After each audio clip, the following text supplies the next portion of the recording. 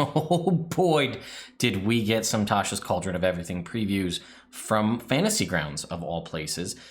They put up a whole bunch of screenshots basically giving us a ton of confirmations that we're going to go look at right now. So I first saw this on Facebook, but if you go over here to the Fantasy Grounds website to see what's for Tasha's Cauldron of Everything, you can see screenshots here along the bottom. And if we click and open up this first one right here, we can see right here, it's kind of fuzzy because it is only a screenshot, but Beastmaster Companion here looks like an option for Primal Companion, similar to what we saw in the class feature variants. We can see Beast of the Land, Beast of the Sky, Beast of the Sea.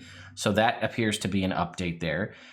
We see optional class features. It looks like Deft Explorer to replace the Natural Explorer feature, and it gives you Canny at first level. Again, I'm just going over the previews. I'm not going to bother trying to compare these to the Unearthed Arcana class feature variants currently, because that's just going to be a ton of information and make this video even longer. All right, we can see and confirm that with Hands of Healing, Hands of Harm, Way of Mercy Monk, 100% confirmed.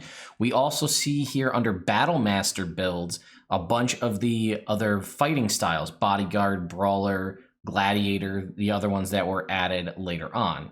We can see Druidic Circles here, Enhanced Bond, all this stuff. This is the Wildfire Druid confirmed. And here's again a confirmation that Circle of Spores is reprinted. For Bard, we can see additional class feature variants. We can see additional spells added to the Bard spell list. Color Spray, Command, Aid, Enlarge, Reduce, Mirror Image, Intellect, Fortress, Mass Healing Word, Slow, and Phantasmal Killer, as well as the addition of the Magical Inspiration class feature variant. For Barbarians, we can also see Instinctive Pounce and Primal Knowledge over here. And lastly, we see some stuff about the Artificer, about creating them in other worlds. The next image here shows customizing your origin. So we kind of already knew about this one, but it says it right here. Basically, you can swap around. I don't know if it actually says it right here, but yeah, if you'd like your character to have their own path, you may ignore the ability score increases trait and increase them and basically swap them out. You can't just do a +3. So if it's a +2 +1, they go wherever you'd like. If it's a +2 +2, they go wherever you'd like, and so on. Languages, and then we have our table here as well that we saw on our Adventurers League. Skills can be replaced for skills, armor for simple or martial weapon or tool, simple weapon for simple weapon or tool, martial weapon for simple or martial weapon or tool, and tool for a corresponding tool or simple weapon. We do have over here though, changing your subclass, which is interesting. Each character class involves the choice of a subclass at first, second, or third level. A subclass represents the area of specialization and offers different class features as you level up. With your DM's approval, you can change your subclass when you would normally gain a new subclass feature. If you decide to make this change, choose another subclass that belongs to your class and replace all your old subclass features with the new ones that you for your new level and lower. Okay, and then training time. To change your subclass, your DM might require you to spend time devoted to the transition as your study. And then there's, so basically they're saying if you want to change your subclass, which this one is probably the one that I would have the most problem with. I don't care about any of the change your race, ability scores, all that stuff. That's fine. That's just more options. And like, I'm not opposed to even doing this. And I've done this in the past, just let people swap things. But they're making it, I guess, a sort of, I guess I should also preface this. These are all optional rules. You can choose to ignore these if you want. But this is saying, giving you some options if you do want to allow your players the possibility to change their subclasses. You can have them wait till they get a new subclass feature and then swap it. Training time here is going to give you an option to kind of build it into the backstory about them training. And it looks like down here it says sudden change. Sometimes a character can undergo a dramatic transformation in their beliefs and abilities when a character experiences a profound self-realization or faces an entity or a place of overwhelming power, beauty, or terror. They might allow an immediate subclass change. And I guess an option would be like, say you changed gods as a cleric, right? Then you might change your domain option. So on the next page here, we can see a couple other things. You'll see right here, Clockwork Sorcerer confirmed in this piece of artwork here. There's a little bit more on the magic tattoos, showcasing common, uncommon, rare, very rare, and legendary. Looks like this may be a little more similar to the Unearthed Arcana as opposed to some of the things we had seen. there's a section on personalizing spells. And I think basically it says table magic themes. I think this is more just giving you a little bit more freedom and then kind of confirming you're allowed to alter and adjust what your spells look like and just providing a little bit of feedback on that. We also can see a couple of spells. We know Blade of Disaster was a 9th level spell introduced in Icewind Dale Rime of the Frost Maiden. However, look at this. Booming Blade has been reprinted. And from what I can tell, it looks to be the same, just from that little bit of text that we're reading there. So that means more than likely Green Flame Blade will also be reprinted. And then there's a new 7th level spell here called Dream of the Blue something. We don't know what it is. Up to 8 willing creatures, visions of another world. Cast this spell, must be aware of the world. Yeah, I'm not sure, but that's another new spell here. And then a section here on Magic Miscellany. And then we have our last little bit here. Let's roll over and get to our next image, which has, scroll up here. Then we'll zoom in.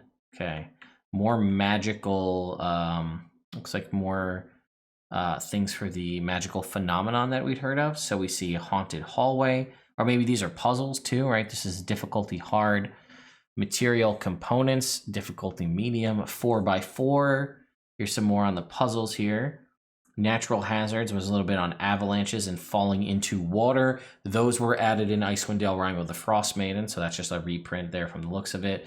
Mimic colonies here, and it looks like there is a stat block. We don't have it, but it says right there, stat block juvenile mimic.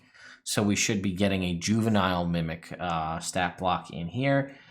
This is, again, we'd heard about the mimic colony, so that's one of these. And then here in the end, we have the Eldritch Storm, and it looks like there's a couple of different options. And I keep leaning over here like I can see better, but oh man, did I lose it? I did. All right, let's go back to this. Here, let me zoom ourselves back out. We're at 500% there. So if we open that and this looks like it's, Something Wind, Flame Storm, Necrotic Tempest, and then Thim's Howl. Again, additional magical phenomenon. All right, and then on the next page, Blade Singer. We have some awesome art of Blade Singers here. I love that.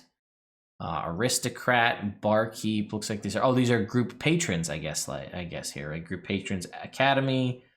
Academy perks. Here's Criminal Syndicate, types of Criminal Syndicates. Look, this guy's clearly from the Xanathar's Guild, with his little Xanathar's hat and holding a Silgar the fish. But seriously though, that Blade Singer art is fantastic. I love that. All right, then we've got, this looks like this is more on sidekicks, right? So we've got the warrior sidekick here.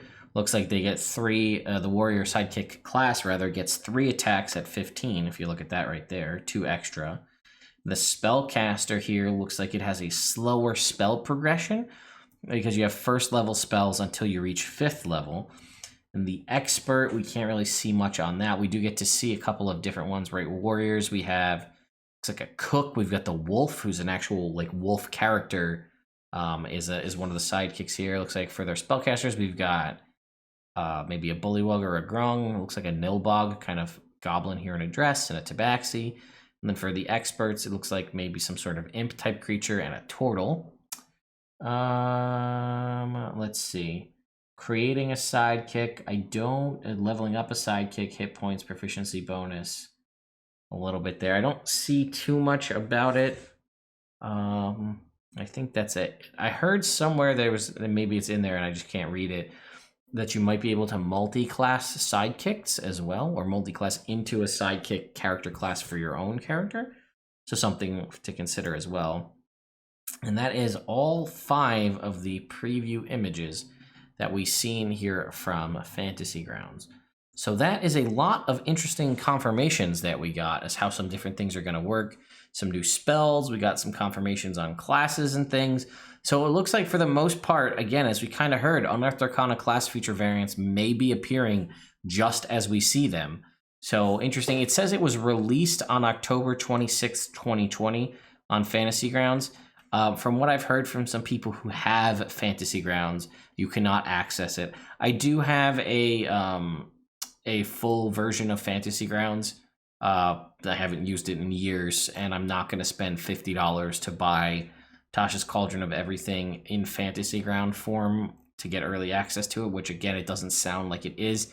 It sounds like just those screenshots are the best previews that we have.